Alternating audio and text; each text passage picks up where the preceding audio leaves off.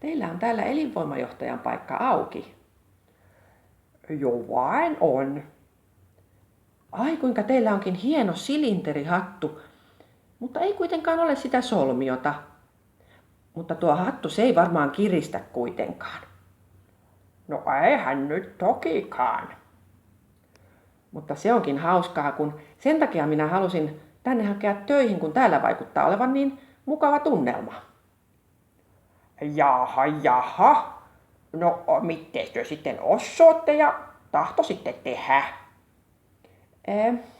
No minullahan on pitkä kokemus liiketoiminnan kehittämisestä ja monenlaisista johtotehtävistä, erityisesti luonnonvara-asioita ja innovaatiopolitiikkaa ja sen semmoista olen tehnyt ja kehittämistoiminnasta minulla on paljon kokemusta, myöskin kansainvälistä osaamista löytyy.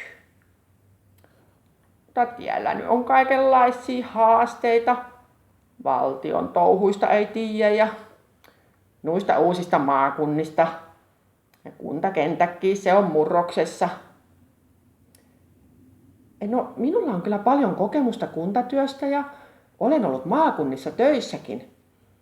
Jatko-opintojakin olen tehnyt hallintotieteessä. Väittelen muuten täällä Joensuussa marraskuussa. No voi hurja.